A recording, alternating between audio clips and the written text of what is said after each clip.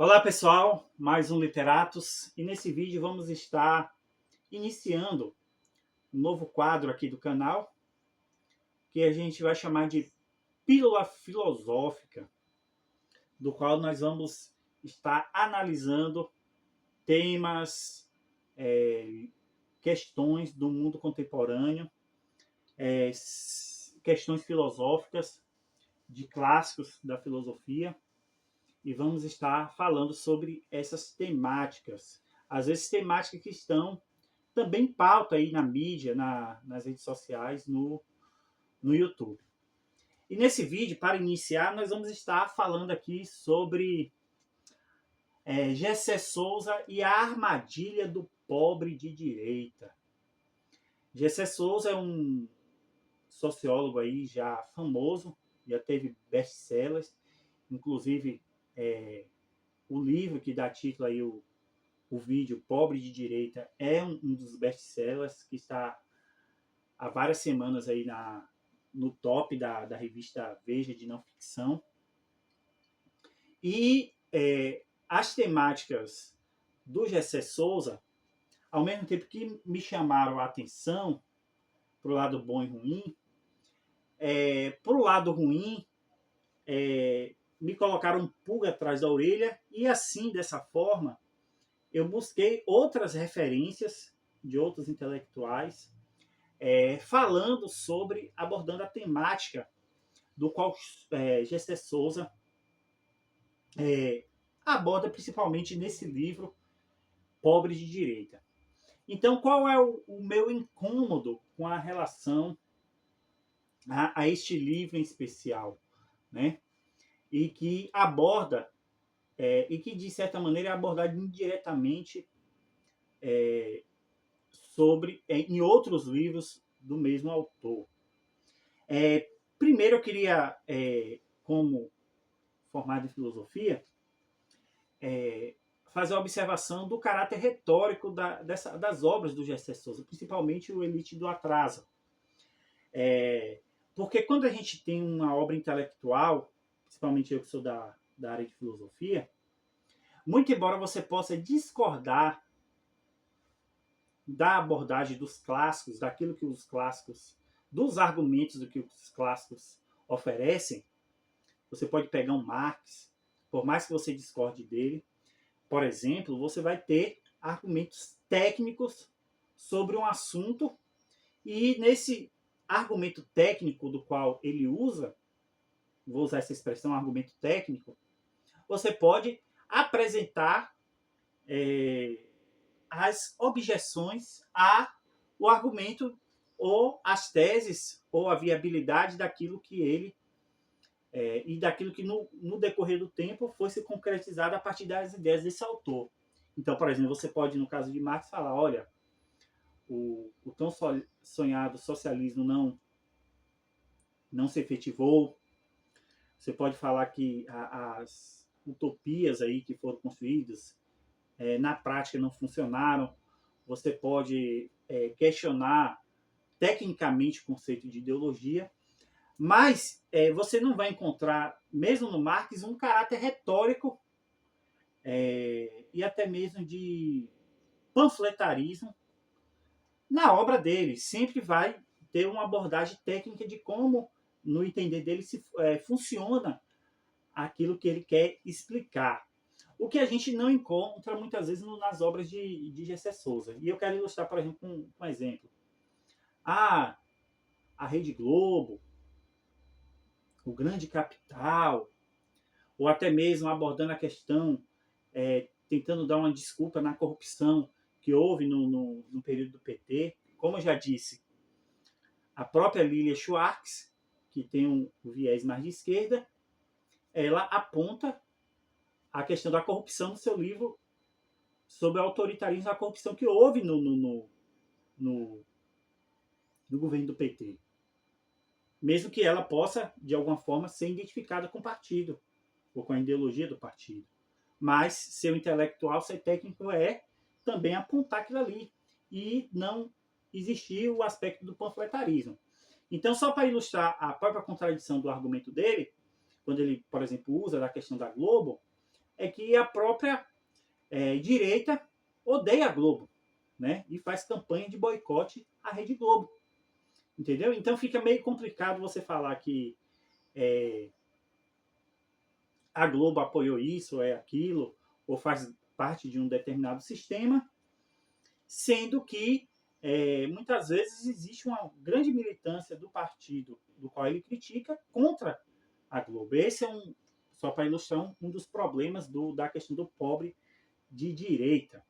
Né? E, na verdade, esse livro é um recorte, essa citação, essa argumentação é do livro Elite do Atraso. Mas vamos entrar aqui na questão do pobre de direita.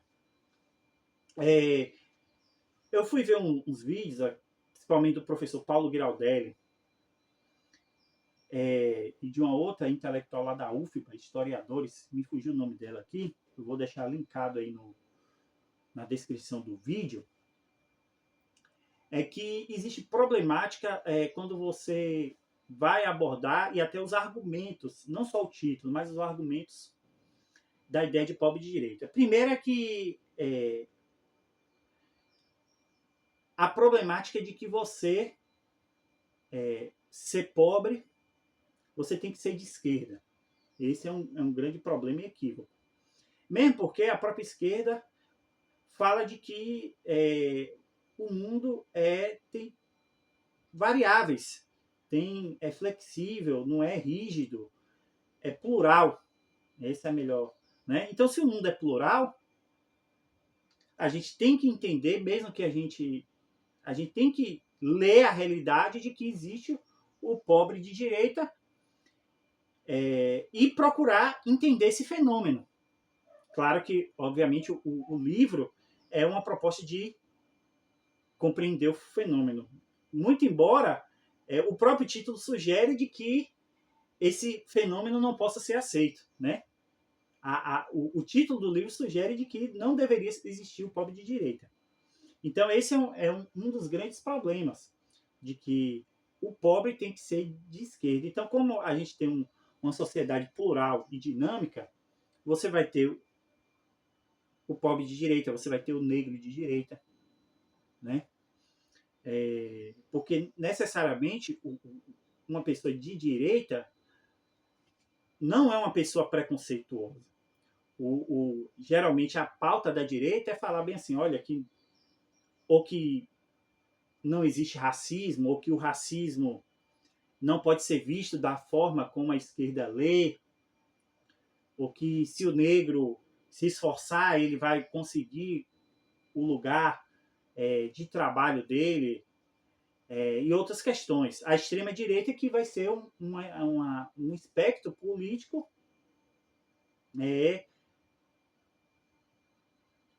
que vai pegar nessa questão do racismo. Claro que a gente pode também pensar que existe uma extrema-direita no Brasil, e a gente pode, porque também é outra coisa. Por outro lado, pegando essa questão, a coisa da meritocracia. Então, Gessé Souza chega a falar que, olha, na sua análise, o pobre é aquele que mais acredita na meritocracia, segundo as suas pesquisas, segundo as suas análises. Então, Gessé Souza ele não consegue compreender que a questão da meritocracia não é simplesmente uma coisa de você acreditar ou não acreditar. É você entender de que as pessoas, na sua maioria, ela tem que se esforçar para conseguir suas coisas. Então, por exemplo, a pessoa tem que, em alguma medida, mesmo que a gente possa pensar que não existe a meritocracia no sentido pleno, as pessoas têm que estudar, as pessoas têm que se preparar, fazer cursos, a pessoa tem que chegar lá. No final das contas, a pessoa vai ter que arrumar um trabalho para resolver sua vida, independente se ela acredita ou não na meritocracia. Então, a visão meritocrática, do qual existe naquilo que ele chama de pobre de direita, não é simplesmente uma crença de que existe a meritocracia. Talvez no inconsciente dele ele fala, rapaz, ó, as coisas não é bem assim. Mas elas têm que acreditar na meritocracia, porque senão ela vai ficar em casa. O contraponto da meritocracia é de que você vai chegar e ficar em casa e receber a ajuda do governo, esperar a ajuda do governo. Então, Essa é uma outra problemática. Por outro lado, em alguma medida, a meritocracia existe. Por quê? Porque certamente você que está vendo o meu vídeo, você conhece alguém que veio de uma classe mais baixa e que passou no concurso, pessoas negras que ascenderam socialmente e conseguiram seu espaço.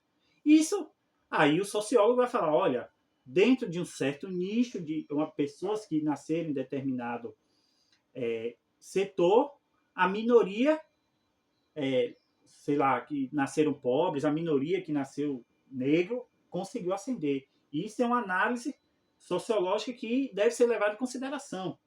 Mas no final das contas você tem que correr atrás do seu e fazer sua vida. Isso é o que o mundo entende desde quando o mundo é mundo. Entendeu? Por outro lado, quando a gente fala de pobre de direita, a gente está falando também que 80%, segundo a análise do sociólogo, 80% da população brasileira recebe até R$ 3.500. Então, 80%, sendo que 70% ganha até 2.000 da população ativa. Então, em alguma medida, essas pessoas vão entrar na direita ou não, porque a gente está falando de 70%, 80% da população. Entendeu? Então você espera que 70%, 80% da população tenha que votar na esquerda e tem que ser de esquerda. Esse é um outro problema. Por outro lado, parece que o próprio Gessé Souza não leu Marcuse, o Homem Unidimensional. Marcuse, lá na década de 60, já identifica o fenômeno em que a classe trabalhadora começa a alcançar uma certa ascensão social, começa a usufruir dos benefícios do capitalismo, e aí ela muda sua mentalidade. Então, certamente, eu vou usar um exemplo aqui, certamente você conhece alguém que, à medida que foi avançando socialmente, ela deixou de ter uma mentalidade mais de esquerda e foi tendo uma mentalidade mais meritocrática, uma mentalidade de que se ele se esforçar ele vai conseguir as coisas, uma mentalidade em que ele vai ver uma pessoa que não trabalha como uma pessoa preguiçosa, necessariamente, entendeu? Então, é natural que uma pessoa que vai ascendendo socialmente, mesmo que seja o mínimo possível, ela começar a mudar a sua mentalidade. E aí a gente está falando, a partir desse recorte de 80%, de R$ 3.500, onde dependendo do lugar onde você vive, você consegue financiar sua casa, você consegue comprar seu carro, mesmo que usado, onde você pode, você junta lá com sua mulher, se sua mulher trabalha, ou os dois trabalham em casa lá, você tem uma renda lá de R$ 3.000, R$ 4.000. E aí você consegue ter um padrão de vida melhor, mesmo num país que ainda tem miséria, como o Brasil, onde a concentração de renda é brutal, é absurda, entendeu? Então, você consegue um certo nível de ascensão. Então, você vai ter uma mudança de mentalidade. Por outro lado, o grande problema do Gessé nessas abordagens, do seu livro, da sua literatura, é porque, por outro lado, nesse panfleto, nesses insights de panfleto do qual ele coloca ali nesse livro, ele está criando dogmas. Um dogma de que você é pobre, você tem que ser de esquerda, senão você está defendendo a elite, você é chacoteado, você tem que chegar ali e aderir àquilo que eu penso. Isso é um grande problema, né? Então, assim, você vai categorizar aquela pessoa e você vai falar, olha, você está do lado do opressor porque você não concorda comigo. Você não é porque você está do lado do opressor ou daquela pessoa que lhe explora ou oprime. É porque você tem que estar do meu lado. Entendeu? Então, não é a partir dessa... A leitura do Gessé, ele quer, na mente dele, dizer isso. De que o pobre de direita, ele está do lado de quem está ferrando com ele. Mas, na verdade, ele está pregando um dogma de qual ou você é do meu lado ou eu te demonizo. E aí volta o problema do qual ele propõe no livro dele de análise, mas no fundo ele nega essa análise. Porque ele quer analisar por quê. A ideia do livro é o quê? Vamos entender o fenômeno do pobre de direita. Pronto, entender. Mas na prática ele não faz isso. Na prática ele vai falar, olha, eu analisei, vi os dados, ou supostos dados, e agora eu vou demonizar porque ele não faz parte do grupo do qual eu defendo. E aí você vai criando uma coleção de subcategorias para demonizar de que, por exemplo, o cara é manipulado pela igreja, o cara é manipulado pelas elites e tal, sem saber, porque ele não convive no ambiente de igreja, de que muitas dessas pessoas que estão, por exemplo, na igreja, são ajudadas socialmente. Às vezes o cara entra na igreja, ganha um emprego. Às vezes a pessoa lá está com depressão, com problema psicológico, entra na igreja, ela começa a ter, e isso vale mais do que qualquer dízimo que você dá na igreja. Então, essa visão dogmática, do qual às vezes essas pessoas que são irreligiosas têm, elas acusam os outros de dogmático e eles têm os dogmas dele e não procuram entender a experiência religiosa. Não sabe o que é experiência religiosa. E não sabe que a pessoa que entrou ali, às vezes não ganha dinheiro, mas ganha outras coisas que valem mais do que dinheiro. Ou que na mente dela aquilo ali é uma coisa boa para elas. Entendeu?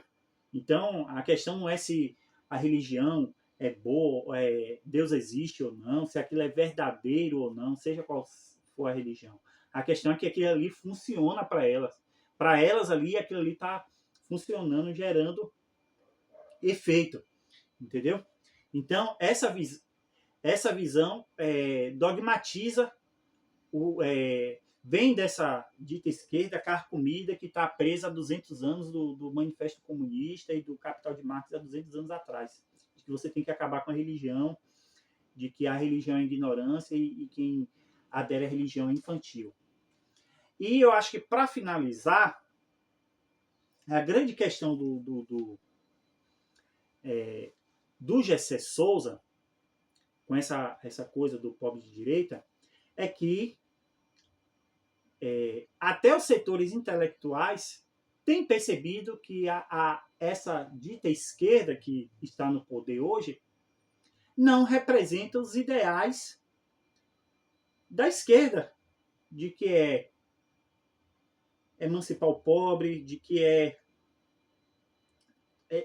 trazer uma igualdade maior, uma visão mais democrática. Então você vai ter Vladimir Safatli, que é bem de esquerda mesmo, criticando o atual governo, e você vai ter um outro espectro de intelectuais que já está acordando para dizer que, olha, esse grupo que está no poder está aí fazendo política. Eles não são de esquerda, eles estão aí para fazer política. E aí o que acontece? No final das contas, até mesmo por causa de uma questão de luta de poder, no final das contas o pobre está pagando a conta, porque não está gerando aí o que é que se esperava? Taxação de grandes fortunas, um alívio aí para os pobres, até mesmo a ideia de taxar 5 mil reais no imposto de renda, o governo voltou atrás, que era um plano só para, até onde eu li, de 2026. Você está vendo o café subindo, você está vendo o dólar subindo. Aí alguém pergunta, mas é especulação do mercado financeiro, mas é o pessoal do agro que está forçando, querendo boicotar o governo. Mas a questão do governo é que ele tem que agir. Por exemplo, se isso for verdade, ele tem que agir para que essa situação se inverta e não aconteça.